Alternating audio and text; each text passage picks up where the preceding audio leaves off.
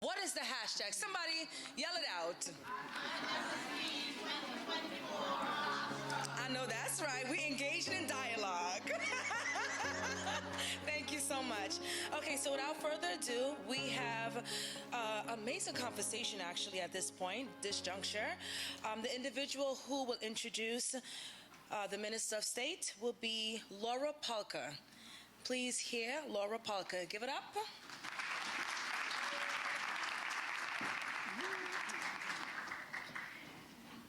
So when you get to introduce somebody so esteemed and so accomplished, you get a little nervous. So I thought that I should go through and check my LinkedIn and find out some information.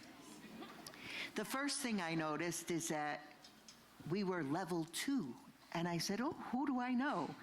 And Chris Arsenault was the first on the list, and I worked with him for a professional golfer in the community on Long Island in his work to empower youth. So I knew I was in a good space here. And now I click to connect so we can be number 1. Then I started to read a little bit more about the accomplishments and the experience of our next speaker. And I want to share a little bit about that because we can all find similarities and see a connection so that we know that anything is possible. She's experienced in management consultant. She has a demonstrated history of working in philanthropy, skilled in business, planning, customer service, coaching. What was most interesting to me is her volunteer work. Being a leader in community often requires that we ingrain ourselves in our communities and that we make a difference. She was the first woman president of the Barbados Small Business Association for economic empowerment.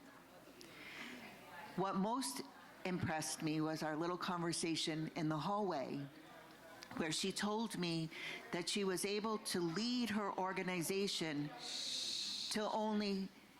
that started with only a few $100s to over $1 million raised for economic development in her community. She also was a past chairman on the National Council on Substance Abuse and Social Services.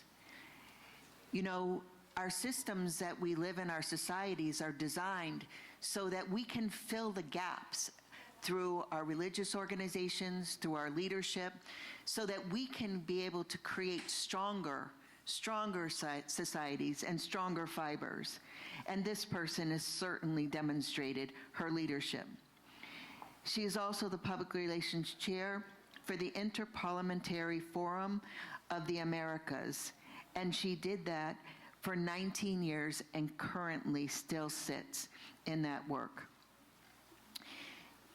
I am extremely honored to be able to introduce our keynote today, the Minister of State in the Ministry of Education, Technology, and Vocational Training, the Honorable Sandra Husbands.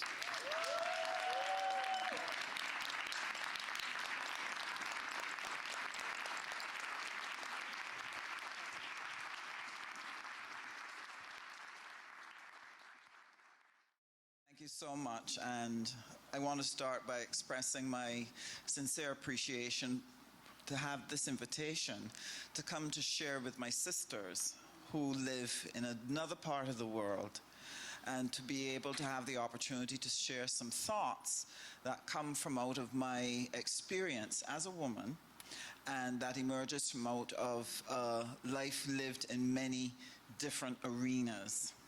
Let me start by congratulating you on this wonderful conference and all these wonderful ladies that are here.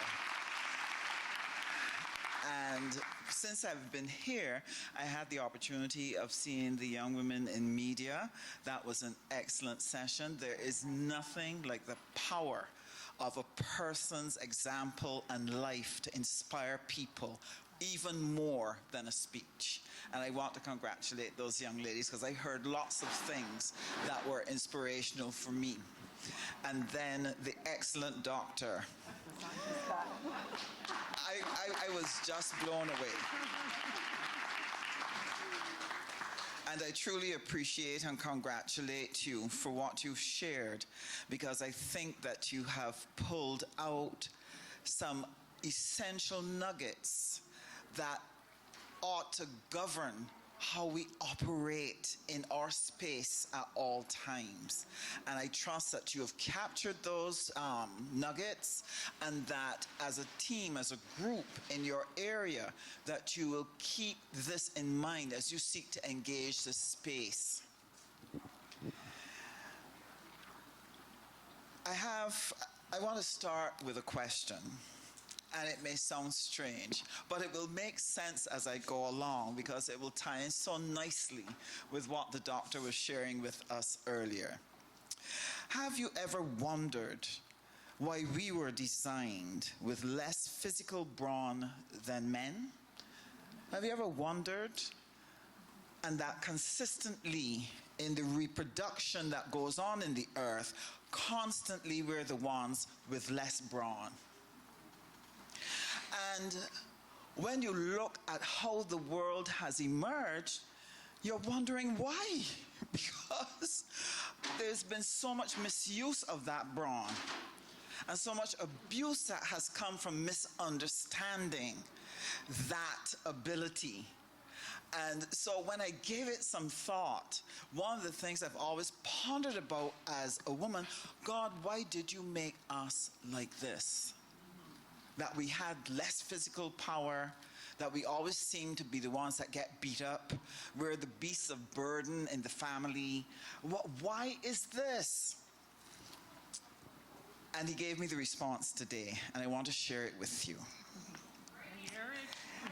It says, because vulnerability is our superpower. It is our superpower. Vulnerability exists because of relativity. It is the relativity in relation to the environment and to the things in the environment that determines the level of vulnerability that will exist in the space. With me? And therefore, in the face of physical brawn, women found themselves in a vulnerable spot, where they found themselves unable to equal that physical brawn. And that superpower, but that was necessary, and I'll explain why. The exercise of the physical brawn and the way it was used and how it was used threw into contrast the absolute necessity for our superpowers. The absolute necessity for the control of how you use power. And I'll explain. If you have greater physical strength than another group, then your focus tends to be on how to express that strength and celebrate that strength by exerting dominance over things and others, thereby misunderstanding its purpose. So a lot of the problems that we have in the world have been a result of the misuse of that strength. And what has happened is that it has led us to build a world where economic, political, and social systems are based on the demands of the strong at the expense of the vulnerable. Is that making sense? And so, the initial unequal distribution of physical power allowed males to assume dominance in resources acquisition and resources distribution. This superior economic power now allowed for further consolidation of male power through inheritance laws. Remember when the inheritance always went to the eldest son? Yeah. And they consolidated that power by exerting dominance in the economic system by assigning specific tasks as being strictly for the male gender and setting the wages unequally between the genders. That economic and physical power now was able to transfer itself to political practice by excluding women from voting, from serving in parliament, or having their needs specifically consulted. This philosophy of power is governed by the notion that the spoils go to the strong, and this is infused throughout the economic and social system of the world. So the injustices that you see across the world, whether it has been slavery, whether it's domestic violence, economic, environmental degradation, or war, it emerges from male strength gone mad. With me? No, but it's true. It is true. Our essence, the essence of women, is the only antidote to that misuse. It's the only antidote to that misuse. From the superpower emerging, our superpower then, because we are in this world of vulnerability, it is easy for us to recognize what is wrong and why it is wrong and why it must change.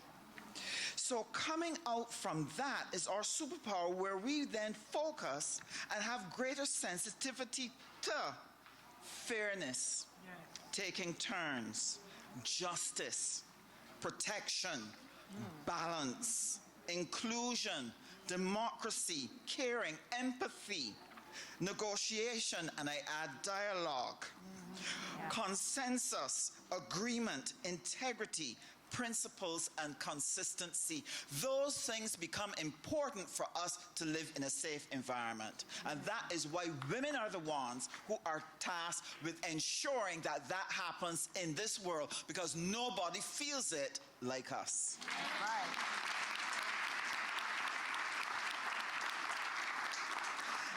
It is that superpower in us. We understand it so well, and we do it so instinctively and naturally, but we don't value it, because what we do is we put it up against the physical brawn and say, it's not that important.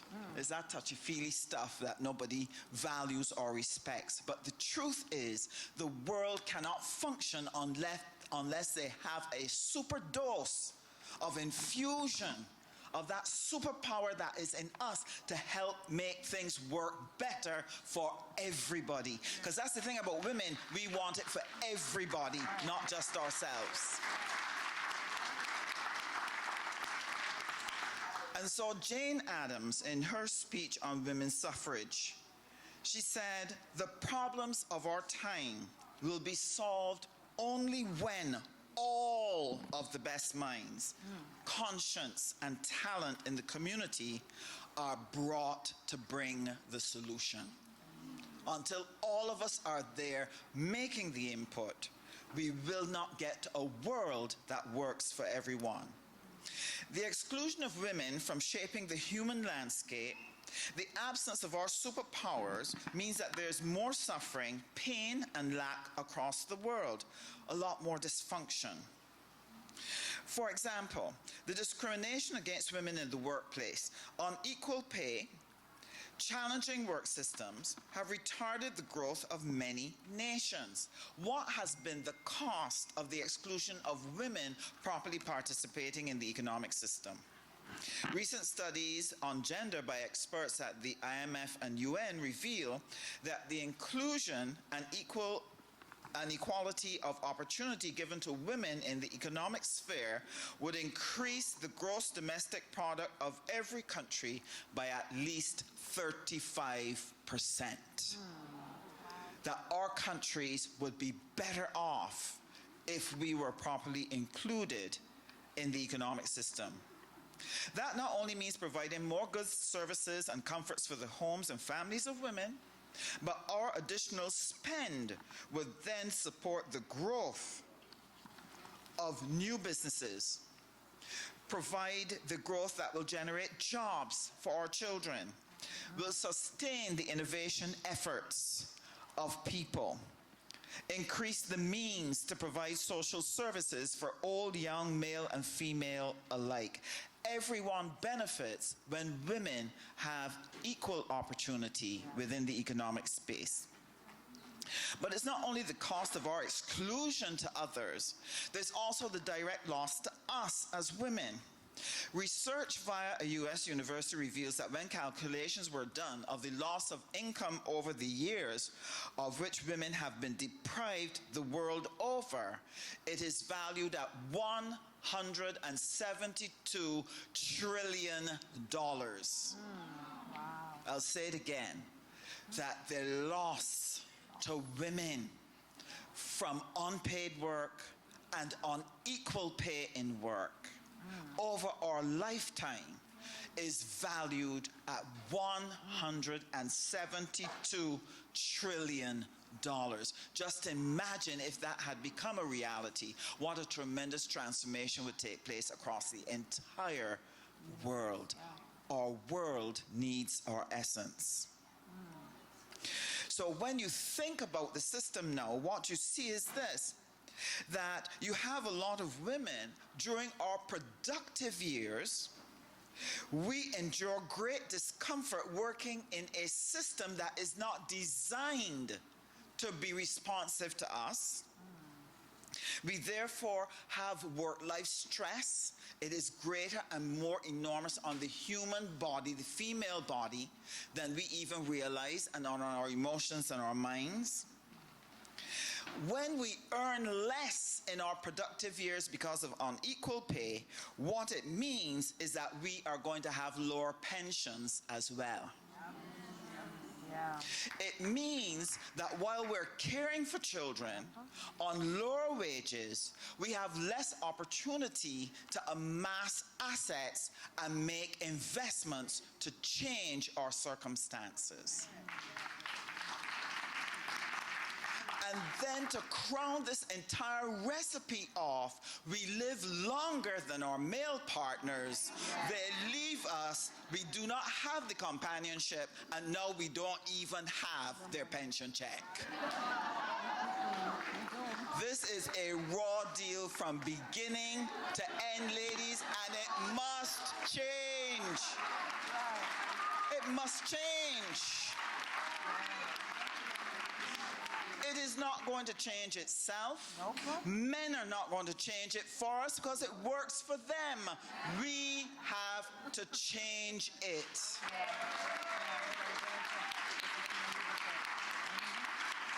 And we have to start with dialogue. Yes.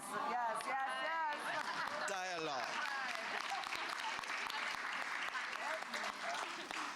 Now, we came in, we were in the home, sometimes in the field, working very hard, no money, raising a lot of children, no property. But we came into the economic system, but the methodology that we use, we were adapting, we were complying, and we were responding to the models that were given to us, even though they didn't work well. In order to be included, we adapted, we responded, we complied. So that while we were able to earn, we did so under enormous pressure and stress to our own detriment. We misinterpreted what being equal meant by limiting it to be able to do the same thing as men. That is not what it is about. We do not have to be able to do the same things like men. The day they can have a baby, they can then talk. Right. Naturally too. But in order to get into the system, that is what we had to do, to adapt, to comply, to make sure that we show them, well, you know, we can kind of do like what you're doing, so you need to give us some space, and that is what we did. But I put it to you, our value as women is never to be defined by how much like a man we are, but rather in the unique value which we offer through our superpower. It's like men and women are like a knife and a fork, a lock and a key. Each has their role, and we can only be our best when we work together. And that's where we have to go. That's where we have to get to. So legitimating the assumptions of worthiness based on being able to do things similar to men is really only a part of the story. You only needed it to get in, but now it is time to move to another level. If change is what we want, adapting and complying is not going to get us there. We must now shift gears. And how do we do that? What is it we're shifting gears to? We have to demand change. We have to start innovating our systems. We don't start by looking at what is and think about how we're going to tinker it. You start by thinking, if the world is to function well, what should it look like? What should be there? And then we can start driving the strategies, the planning, or management, etc., to move it in that direction. But we must first imagine what the world must look like to be able to fit everyone. We must now shift gears to demanding change, innovating our systems, advocating for change, making decisions to bring change wherever we have the power to make decisions, refusing to continue supporting a deranged system that produces more losers than winners. It's not a system that can ever deliver what it needs to deliver unless it has massive change. So the system must be renewed with balance, with fairness, with justice and peace. And this is where our essential essence is needed. And you heard it in the presentation made by the doctor. You heard that infused throughout her entire speech as to how she was dealing with this hospital with 6,000 people, and she has got to help lead this organization into a place where it functions well for everyone. You heard the example in how she negotiated and did dialogue about how we're going to introduce these additional heart services that people need. That is this speech in action. That's right. In action.